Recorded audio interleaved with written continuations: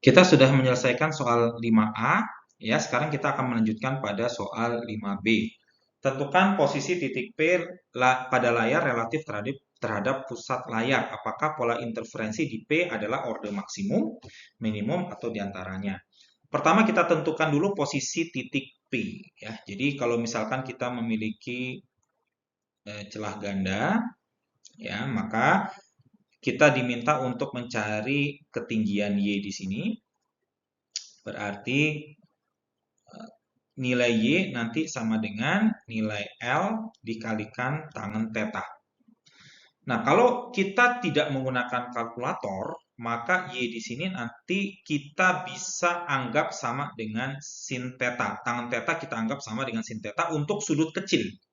Sudut yang biasanya dianggap di bawah 10 derajat. Ya, sehingga nanti L-nya adalah 2 dikali sin theta tadi 0,1. Berarti Y-nya adalah 0,2 meter. Ya, ini kalau kita anggap tangen theta mendekati sinus theta, gitu ya. Tapi kalau misalkan di sini kita boleh menggunakan kalkulator, maka kita seharusnya bisa langsung menggunakan 2 dikali tangen 6. Ya. Nah, ini nanti hasilnya sedikit berbeda, ya. Jika kita bisa menggunakan kalkulator, maka Y-nya menjadi 0,21 meter.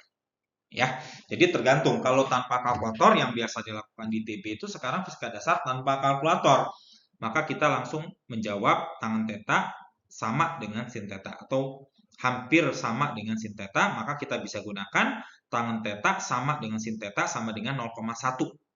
Tapi kalau boleh menggunakan kalkulator, maka kita bisa langsung menggunakan kalkulator untuk mencari nilai tangen theta. Ya, dikalikan 2, nanti hasilnya 0,21. Lalu apakah pola interferensi di titik P orde maksimum, minimum, atau diantaranya? Di jawaban A tadi kita sudah mendapatkan bahwa sudut fasor antara kedua celah adalah 6pi, ya, 6pi per 5 radian atau 1,2 pi radian.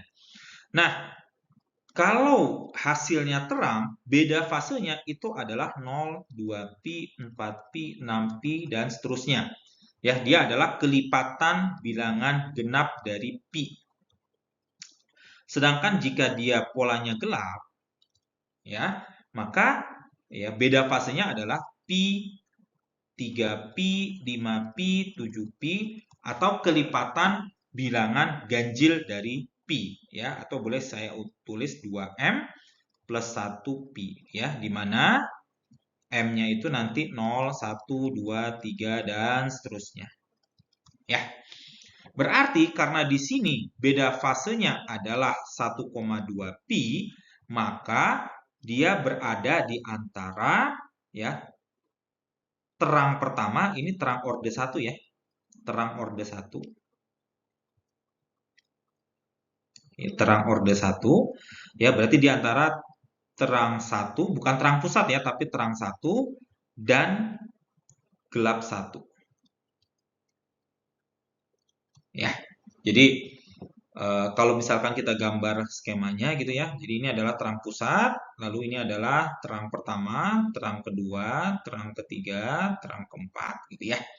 Ini adalah beda fase, ini 0, 2pi, 4pi, 6pi, 8pi, dan seterusnya. Berarti ini tengah-tengahnya adalah pi. Berarti posisinya tuh di 1,2 pi. Ya, di 1,2 pi.